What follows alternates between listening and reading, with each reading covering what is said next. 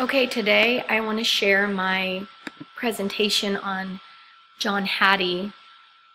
This man is an Australian researcher, so I want to talk about him. This is a meta-analysis, and one thing he's been developing over a period of time is visible learning, the idea of visible learning. And he wanted to really find out not just what works in education, but what works best. And so oftentimes, he didn't coin this phrase, but we call this best practices. But a little bit about him: he's an Australian researcher. He has studied 1,200 factors that contribute to student learning, and I'm going to highlight some of those factors in a little bit. But he studies kids ages 4, preschool, to 25, which would be college-aged kids. One thing he does is seek evidence of student learning to find out what works best. And he's most interested in what differentiates surface learning versus deep learning. And you hear a lot about that with the Common Core education standards, is we want kids to learn things deeply, not just on the surface. He considers success, achievement, and teacher efficacy. He also really wants the takeaway to be that teachers must be trained properly. And we'll talk a little bit more about that later as well. So again, he's focused on not what works, but what works best. So some of the factors that enable learning are, of course, optimism and hopefulness. And I recently read an article, actually just today, about the case against giving Fs and giving zeros as Fs on the 100-point scale. And I think that one of the main focuses are we can actually make kids feel pretty hopeless at a very young age. And so if we want kids to learn, we need to make them feel optimistic and hopeful about their ability to learn. Key factors that interfere with learning: anger, anxiety, hopelessness, and we do have a lot of kids suffering from PTSD, post-traumatic stress disorder, and we need to address these issues within the schools so we can give kids the chance to learn. Learners need to move from needing assurance to independence. Basically, he speaks of kids who oftentimes in the younger years, they need constant prompting and help, but later can be independent learners. They just maybe need a 15-minute mini lesson introducing a new concept, and then they can take it on their own and be able to practice that skill independently and maybe even utilize that skill in a project. Our goal is to problem solve. Students need to be able to problem solve and establish identity and self-efficacy. So they need to have self-confidence and self-respect. And again, the developing of 21st century skills is a focus. We need to make sure that kids can develop skills that will enable them to do the jobs that have not even been created yet in the 21st century. Technology moves us forward very quickly, and these kids need to be prepared to take on these jobs. Teachers see learning through a student's eyes. That's one of his goals, that we see it through a student's eyes and that students become their own teachers. So we have to look at learning through a student's eyes, what they're interested in learning, for example. And once we get them started on that, I had a kid that was super interested in quantum physics. And so introducing him to the basics of quantum physics, he wanted to take on that learning, and he kept coming to school telling me what he had learned on the internet, what he had searched out, and wanted to even write a paper about it. So he had, in a sense, become his own teacher.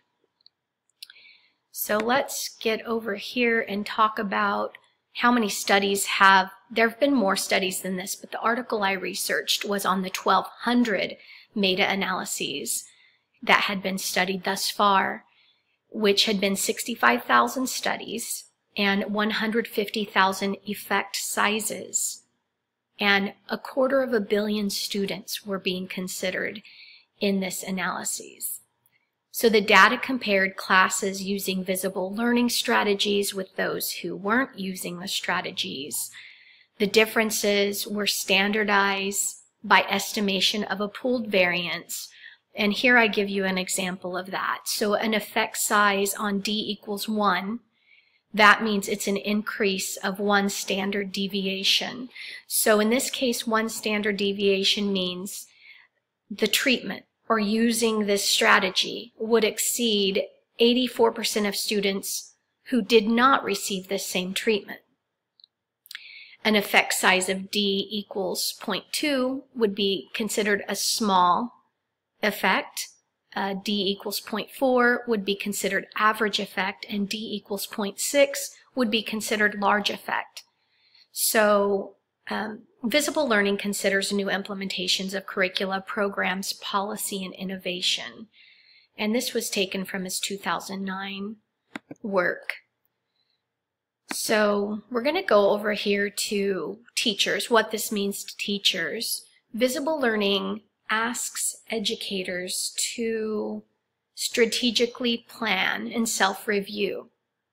So self-reflect on the way you taught a lesson, if it was effective, how effective it was. Look at the artifacts of that lesson, and to plan accordingly on a new lesson. If something doesn't work, drop it, do something that does work. And I think effective teachers do this naturally. I don't think this is something that veteran teachers would disregard. I think it's just an innate ability that they have after years of teaching. Teachers use deliberate high-impact strategies that are proven by data in efficacy. We prove it by data. We prove it by student learning. And if it works, we continue to do it over and over again. This sort of brings up a good point with veteran teachers. I think that sometimes veteran teachers get a bad rap on, they're lazy, they don't care about teaching, they're just trying to get to retirement.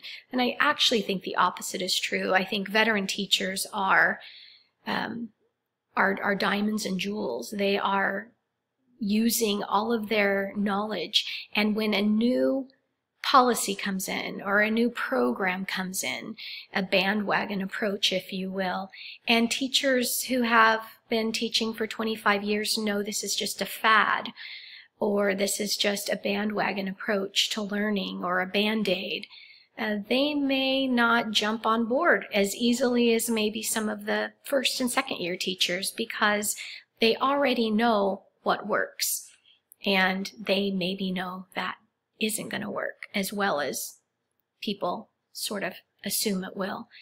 And so sometimes they're perceived as not wanting to go with the flow, but it's just teachers are they're artists in their own way. So, and they've developed that skill over tried and true practices. Teachers should gather and analyze data. Obviously, we have a thing right now, everybody's into data analysis instruction, and I think that's great. Data tells us where we are in the beginning of the learning process. It can help us see what kids need to learn.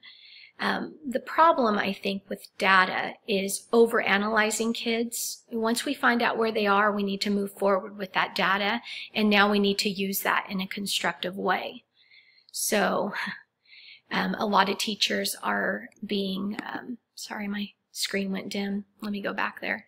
A lot of teachers are being asked to use data, review data. One new teacher asked the principal, but when do I get to teach? I've given 5 different assessments. When do I get to teach? So we have to make sure that we aren't just overanalyzing and assessing kids. We need to use the data for something and then teach from it. Teachers need to work with a community of fellow teachers, administrators, and policymakers. And I think this is going on in our professional learning communities. We're working with fellow teachers. We're looking at data. We're forming practices, best practices, and sharing best practices. And of course, there's still a big disconnect in America because our public educational system isn't that successful. We're 41 on the PISA scale right now, which is the world scale. And we still are trying to figure out what is causing that. I have some ideas of my own that I'll maybe share later, but I think that we need to remember that we are a team and we do need to work together and be on each other's side. Also, teachers need to continue to learn effective ways to teach and inspire learners. And obviously, that's what we're all here for. We want to learn how to be more effective at our jobs. So we're going to go over here and talk about some examples of this meta-analysis.